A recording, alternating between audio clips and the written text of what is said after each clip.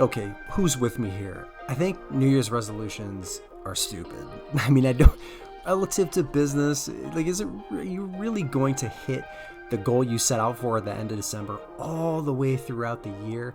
That usually never happens with me. I can't speak for you, but I think breaking them down into like manageable chunks for business and reselling specifically makes a lot more sense.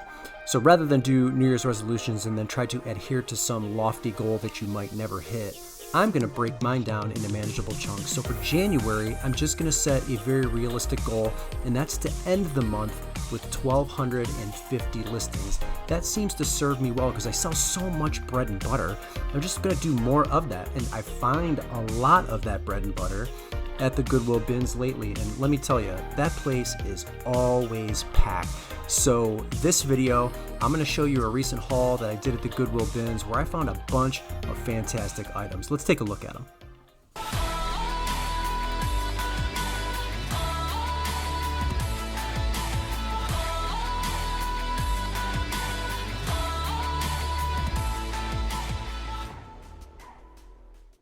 All right, we're gonna start off with a bunch of hats. These are just so easy to list. They take me like 10 seconds to do all of the photos.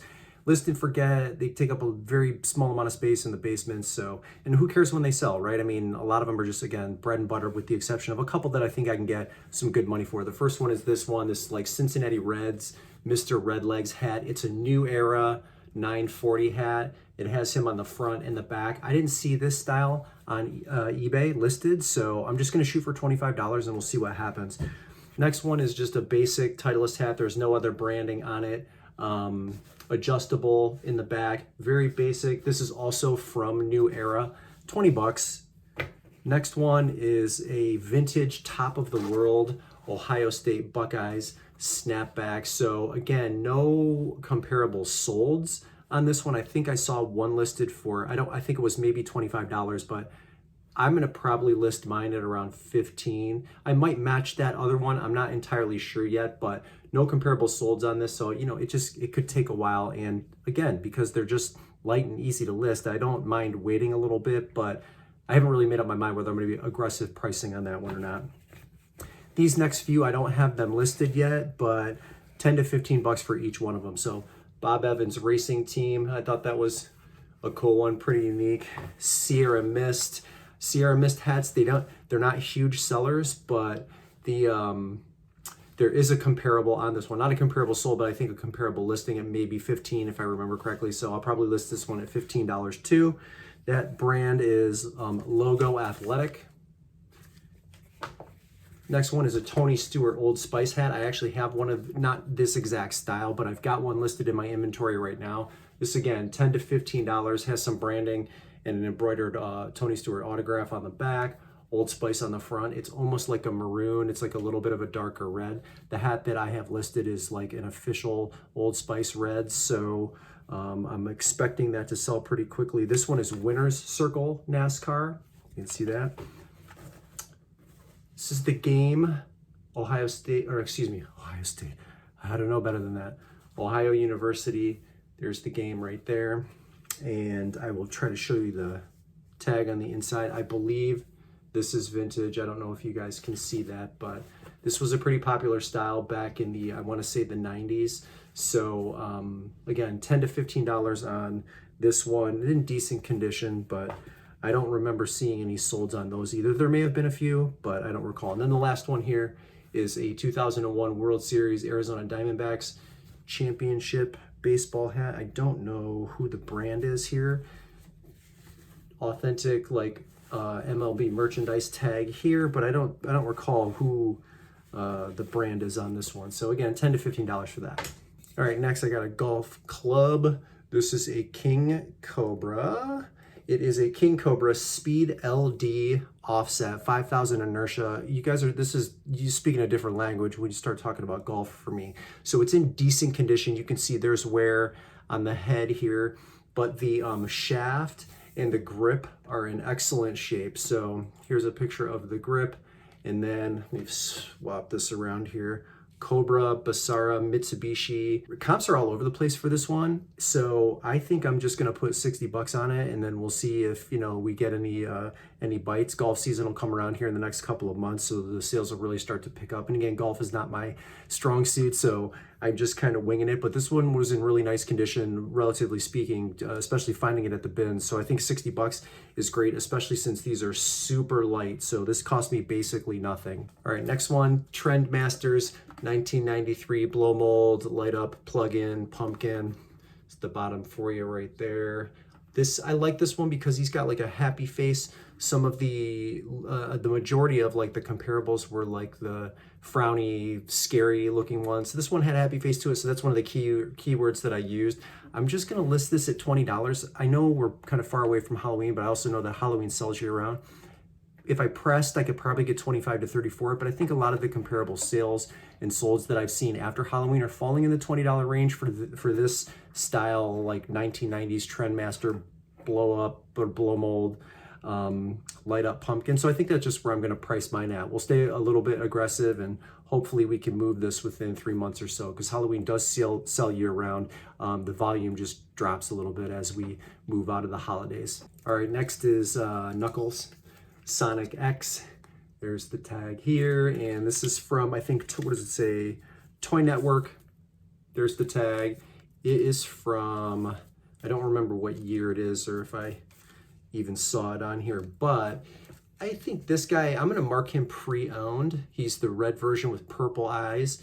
I'm gonna mark it pre-owned and shoot for maybe in between $15 and $25 for it. Again, super light, maybe 30 cents this cost me, and there are comparable sales for this guy. So I liked picking this one up.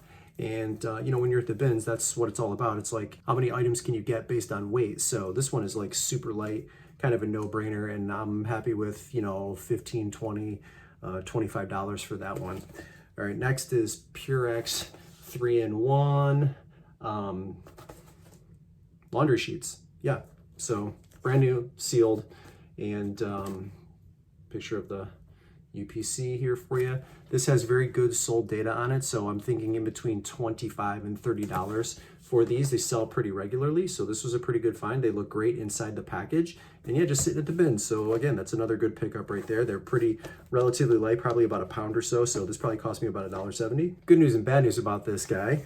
Good news is it's a cool Homer Simpson Santa, and you know, it's still relatively light. Bad news is I can't get it to work. So this thing would have been $40 to $50 if it was working. Now I need a 6-volt plug that I could test this on, and I thought I had one laying around the house. I just haven't been able to track it down, but as it stands with 4 good working batteries, he's not working well. So this might end up in the trash, but if I can get it to work, it would be around $40 to $50 and would certainly sell during the holiday season. But I think even $40 is reasonable in the January, February, March months for him.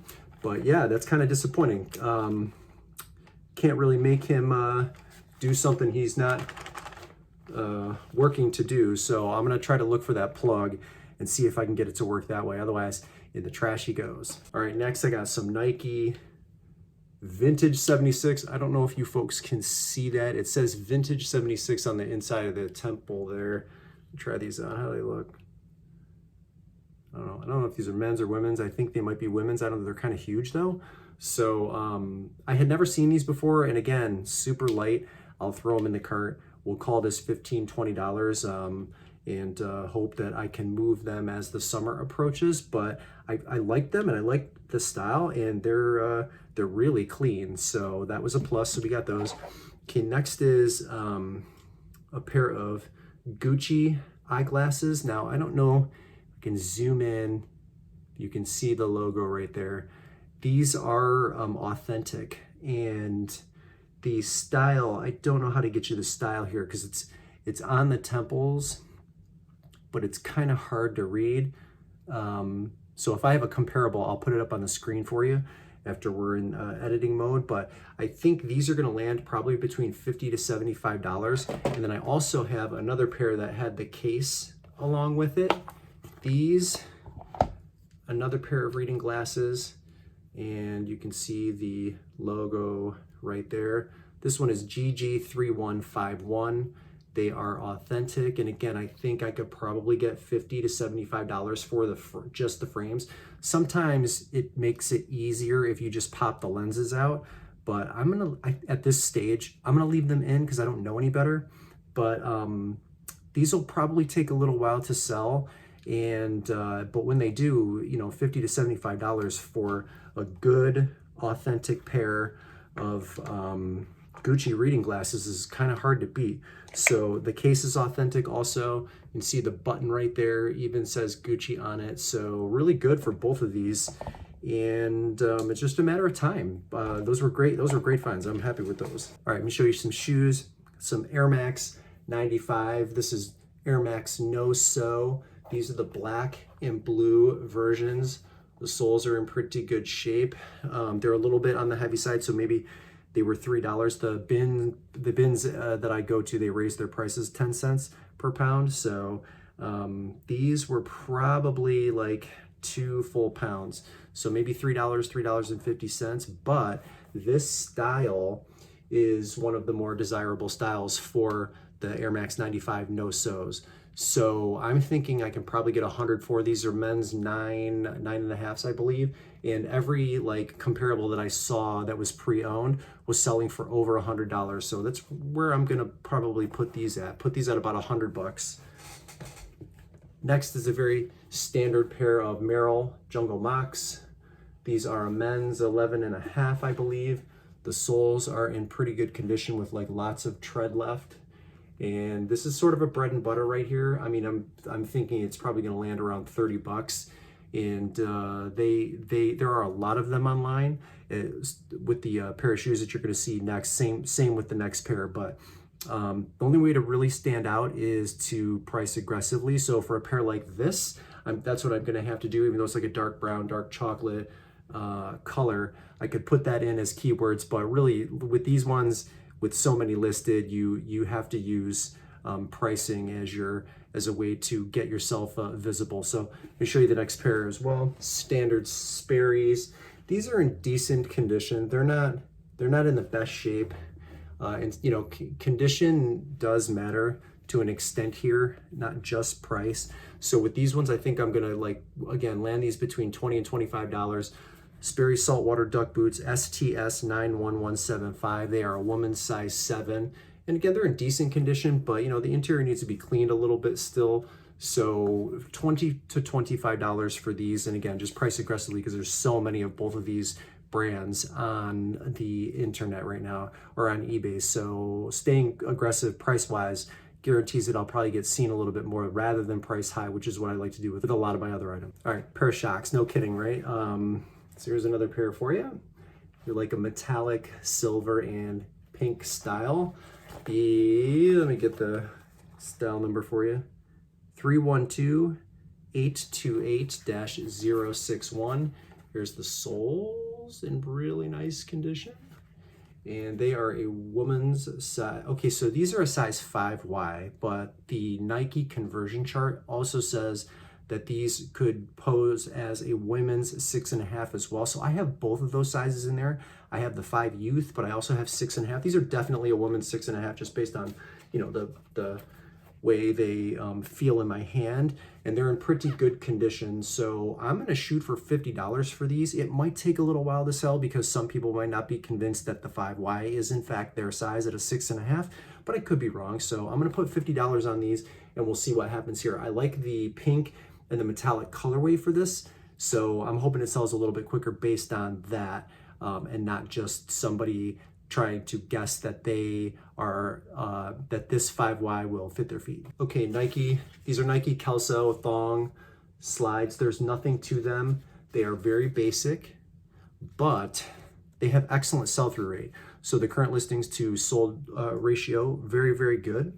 These are a wheelhouse size, women's size 8. The style number is 882698-002. I tidied them up a little bit, got them listed. I'm gonna say $20 to $25 for these. They'll ship pretty light, so under a pound, so we can get these to move first class.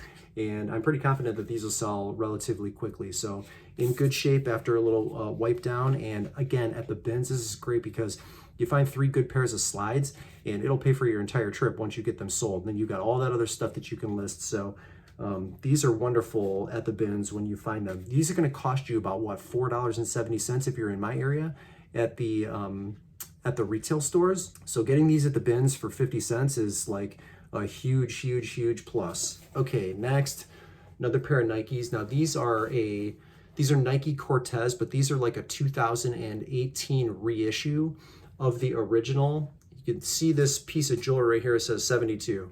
That's the year, 1972 is the year Nike released the Cortez style for the first time. So these are like in heavy favor with a lot of people still. Even though this is the reissue, again, the current listings to sold ratio for this shoe is phenomenal. So I'm looking at probably around in between $50 and $60 for this pair, again, found at the bins. And, you know, they don't look like anything special. So I don't think I have to touch them up at all. I'm not going to run these through the wash because I don't want to mess up like the nylon-y suede tops to them. I want to keep these exactly the way they are because I've learned a lot of people like them just like that. They don't want you to mess with it. And if they decide that that's something that they want to touch up, then, you know, more power to them. But as it stands in this condition for this Nike Cortez re-release, I'm looking at in between 50 and 60 bucks. So that was another awesome find. All right, I picked up this Sony Walkman 2. This is going to have to be cleaned a little bit. I'm not convinced that this is going to work because the battery part is pretty corroded looking. I don't know if you guys can see that. That little coil is pretty rusted out. And when it's usually that rusted out, I can't restore it. So I'm gonna try my best. I don't wanna spend a ton of time on it because it's really only like a $15 to $20 item, but those $15 to $20 items add up when you're going to the bin. So this is style. I have to look it up for you here because I don't remember off the top of my head. It is WM-FX241. There is good sold comparable data for them. It's just not a really big money maker. So at the bins, it's fine. Would I pay $4 for it at the store? I don't know. It depends. Again, I'm gonna have to take a shot on getting this to work because it might not work. It might end up in the trash, but those were those items. And I have one more left to show you that's in my basement because it's too big to bring into the office. Okay, this would have been an amazing sale. This is a Eureka, this is a vintage Eureka The Boss self-propelled vacuum. The model number on this one is 5134. You can see like there's no bag. I've already taken some of the pieces out. The problem here is when I tested this at the bins, it worked fantastic. Self-propelled part worked, so that's what convinced me to take it home. However, when I was recording video for it, the wheel started to crack. You see that crack right there? And that crack right there? This is a workhorse, so I could probably still sell it in its current condition just for a little less. There is a current comparable sold for $200 with $50 in shipping. So I thought, okay, that's what I'll get. I'll get $200 for it. But really with this cracked wheel now, I'd rather just part it out. And I'm not gonna make a ton of money on it with the part out value. Like the bag, I might be able to get $50 for the bag. You can see that I took the brush out, and then there's like an assembly piece here that keeps that together. I took both of those pieces out. I don't know exactly what I can get for them, but this thing was a beast. So it was 17 pounds, which cost me about $30 alone at the bin. So I'm bummed that I can't sell the whole thing. And again, maybe I'm making a mistake by parting it out, but I think I'd rather just do that. You don't have to worry about returns or somebody complaining, even if you put it, as is non-working, and then just explain the situation, even with video showing it working. I'm just gonna part it out and we'll go from there. But yeah, that's a bummer because this is one you don't see that often. All right, so I spent just under $60 at the bin, so like $59 and change. And even with the vacuum snafu, I still think when you total everything up, it will get me over $700, just a little over $700 with the way I'm going to price things. And sure, a lot of it is long tail, so some of it will take a little bit longer to sell than the other things, but that's just the name of the game, and that's how the bins goes. So if you learned something, you like what you saw, please make sure to hit that like button and then consider subscribing if you are not already a member of the Dad Planet family. And I appreciate each and every one of you, but that's all I have for you today. So thanks again for tuning in, and we'll catch you in the next video.